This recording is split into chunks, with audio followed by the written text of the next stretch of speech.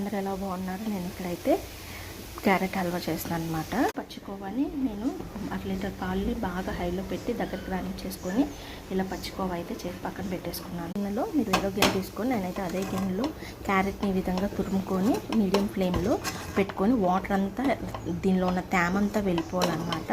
అప్పుడు పంచదార వేసుకొని దగ్గరికి రానిచ్చుకోవాలి. పెట్టి క్యారెట్ని ఈ విధంగా ఫ్రై చేస్తూ ఉంటేనే మనకి ఉడికిపోయింది అనమాట. ఒక 3 to 5 minutes ఈ విధంగా ఇలా చేయండి.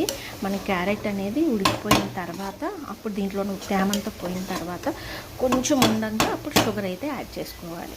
5 minutes అయిన తర్వాత మనం పంచదార అనేది యాడ్ చేసేసుకోవాలన్నమాట. సో మీరు ఆంటీకి ఈ కప్పు షుగర్ అయితే యాడ్ చేసాను, కప్పు కన్నా తక్కువ చేయగానే ఈ విధంగా వచ్చేస్తుంది అనమాట. దీన్ని కొంచెం ఎమిలినేట్ చేసుకొని అప్పుడు మనము నెయ్యి పోసుకోవాలి. తర్వాత లాస్ట్లో కోవా కూడా యాడ్ చేసుకొని దించేసుకోవాలన్నమాట. చాలా టేస్టీగా ఉంటుంది. మీరు డ్రై ఫ్రూట్స్ కూడా వేసుకోవచ్చు. సో అదండి, చాలా సింపుల్గా ఈజీగా క్యారెట్ హల్వా ఈ విధంగా ట్రై చేయండి. ఖచ్చితంగా నాకు కామెంట్ సెక్షన్లో షేర్ చేయండి మీకు ఎలా కుదిరిందో. Please like, share and subscribe my channel. Thank you for watching. ఇలాచీ యాడ్ చేయట్లేదు, మీరు కావాలంటే ఇలాచీ పౌడర్ కూడా యాడ్ చేసుకోవచ్చు. సో ఫ్లేవర్ని బట్టి మీకు ఇష్టమైతే అప్పుడు నెయ్యి కొద్దిగా యాడ్ చేసుకుంటూ కలుపుకోవాలి.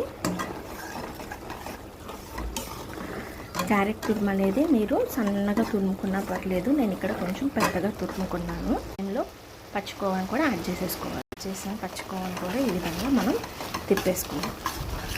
సో చాలా టేస్టీగా ఉంటుందండి. ఖచ్చితంగా ట్రై చేయండి. మీరు కూడా ఈ ప్రాసెస్ మొత్తం దగ్గర రాని చేస్తే స్టవ్ ఆఫ్ చేసేసుకోవడమే, డ్రై ఫ్రూట్స్ యాడ్ చేసుకోవడమే. మీకు నచ్చినట్లయితే please like, share and subscribe my channel. Thank you for watching. మీరు కూడా తప్పకుండా క్యారెట్ హల్వాని అయితే ట్రై చేయండి. మన క్యారెట్ హల్వా అయితే రెడీ అయిపోయింది.